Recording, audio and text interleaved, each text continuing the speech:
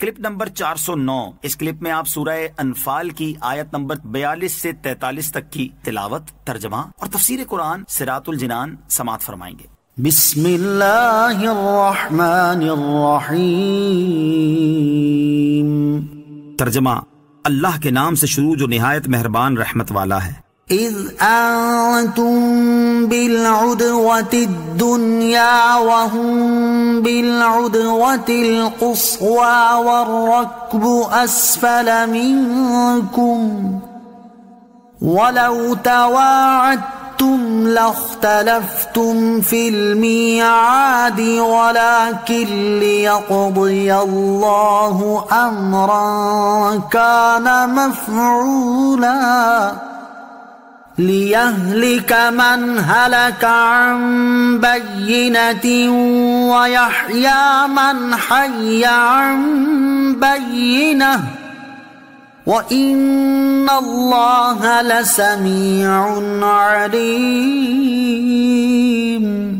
ترجمہ، جب تم قریب والی جانب تھے اور وہ کافر دور والی جانب تھے، اور قافلہ تم سے نیچے والی طرف تھا، اور اگر تم آپس میں کوئی وعدہ کرتے تو ضرور مدت کے بارے میں تمہارا اختلاف ہو جاتا، لیکن کیونکہ اللہ نے اس کام کو پورا کرنا تھا جسے ہو کر ہی رہنا تھا، تاکہ جسے ہلاک ہونا ہے وہ واضح دلیل سے ہلاک ہو، اور جو زندہ رہے وہ بھی واضح دلیل سے زندہ رہے، اور بے شک اللہ ضرور سننے والا جاننے والا ہے۔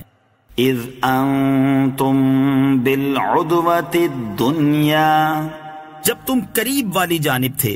اس آیت کا خلاصہ یہ ہے کہ مسلمانوں کا لشکر بدر کی اس جانب تھا جو مدینہ طیبہ سے قریب تھی، اور کفار کا لشکر وادی بدر کی دوسری جانب تھا جو کہ مدینہ طیبہ سے دور تھی، جبکہ ابو سفیان وغیرہ کا تجارتی قافلہ وادی بدر کے نچلی جانب 3 میل کے فاصلے پر ساحل سمندر کی طرف تھا۔ اللہ تعالیٰ نے مسلمانوں کو پہلے سے وقت مقرر کیے بغیر کفار کے مقابلے میں لا کھڑا کیا۔ اس میں حکمت یہ تھی کہ اگر مسلمان اور کفار جنگ کا کوئی وقت معین کر لیتے، پھر مسلمان اپنی قلیل تعداد، بے سر و سامانی، کفار کی کثیر تعداد اور ان کے سامان کی کثرت دیکھتے تو ہیبت و خوف کی وجہ سے ہمت ہار بیٹھتے اور میدان جنگ سے کترا کر نکل جاتے، لیکن مدت مقرر کیے بغیر لڑائی اس لیے ہو گئی کیونکہ اللہ تعالیٰ نے اسلام و مسلمین کی مدد اور دشمنان دین کی ہلاکت کا کام پورا کرنا تھا، اس لیے اللہ تعالیٰ نے مسلمانوں کو وقت مقرر کیے بغیر ہی جمع کر دیا۔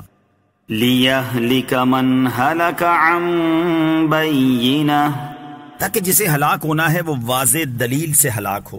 غزوہ بدر کی ابتدا میں مسلمانوں کے لشکر کی حالت یہ تھی کہ مجاہدین اسباب کی کمی اور تیاری نہ ہونے کی وجہ سے خوف اور گھبراہٹ میں مبتلا تھے۔ ان کی جائے قیام پانی سے دور تھی، زمین ریتیلی ہونے کی وجہ سے اس میں پیر دھس جاتے تھے، جبکہ لشکر کفار کا حال یہ تھا کہ ان کی تعداد بہت زیادہ تھی، کھانے پینے کا سامان اور ہتھیار ان کے پاس وافر مقدار میں موجود تھے، اور وہ پانی کے قریب ٹھہرے ہوئے تھے۔ ان کی زمین ریتیلی نہ ہونے کی وجہ سے ان کے لیے چلنا آسان تھا۔ مزید یہ کہ ان کے پیچھے ابو سفیان کا قافلہ تھا جس سے بوقت ضرورت انہیں مدد حاصل ہونے کی امید تھی۔ یوں بظاہر حالات کافروں کے موافق تھے اور مسلمانوں کے مخالف تھے۔ جب دونوں لشکروں کی آپس میں جنگ ہوئی تو اس وقت اللہ تعالیٰ نے نقشہ ہی بدل دیا۔ اللہ تعالیٰ کے فضل سے مسلمانوں کو بہت بڑی فتح نصیب ہوئی اور کفار بدترین شکست سے دوچار ہوئے۔ مسلمانوں کی فتح اور کفار کی شکست تاجدار انبیاء صلی اللہ تعالیٰ علیہ وسلم کا عظیم معجزہ اور نبوت کے دعوے کی صداقت پر مضبوط دلیل ہے، کیونکہ جنگ شروع ہونے سے پہلے حضور اقدس صلی اللہ تعالیٰ علیہ وسلم نے مسلمانوں کو فتح کی بشارت دی اور فرمایا تھا کہ اللہ تعالیٰ نے فتح و نصرت کا وعدہ فرمایا ہے۔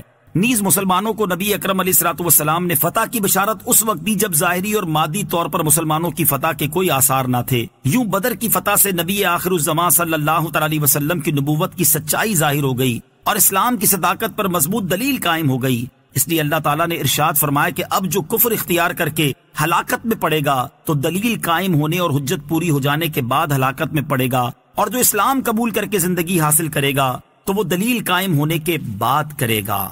اذ يريكهم الله في منامك قليلا ولو أراكهم كثيرا لفشلتم ولتنازعتم في الأمر ولكن الله سلم إنه عليم بذات الصدور۔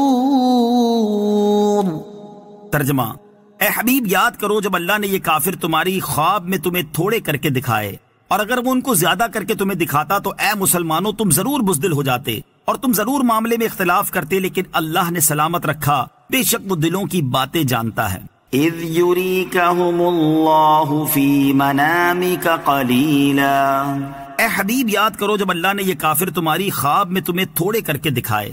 یہ اللہ تعالیٰ کی نعمت تھی کہ نبی کریم علیہ الصلوۃ والسلام کو کفار کی تعداد تھوڑی دکھائی گئی، اور آپ نے اپنا یہ خواب صحابہ کرام رضی اللہ تعالیٰ عنہم سے بیان کیا تو اس سے ان کی ہمتیں بڑھیں اور اپنے ضعف و کمزوری کا اندیشہ نہ رہا، اور انہیں دشمن پر جرت پیدا ہوئی اور دل مضبوط ہوئے۔ انبیاء علیہ الصلوۃ والسلام کا خواب حق ہوتا ہے۔ آپ کو کفار تھوڑے دکھائے گئے تھے، اور ایسے کفار جو دنیا سے بے ایمان جائیں اور کفر ہی پر ان کا خاتمہ ہو وہ تھوڑے ہی تھے، لیکن جو لشکر مقابلے میں آیا تھا اس میں کثیر لوگ وہ تھے جنہیں اپنی زندگی میں ایمان نصیب ہوا، اور خواب میں قلت کی تعبیر ضعف سے ہے، چنانچہ اللہ تعالیٰ نے مسلمانوں کو غالب فرما کر کفار کا ضعف ظاہر کر دیا۔ صلو علی الحبیب صلی اللہ تعالی علی محمد صلی اللہ تعالی علیہ وسلم۔ مجھے اپنی اور ساری دنیا کی لوگوں کی اصلاح کی کوشش کرنی ہے انشاءاللہ عز و جل۔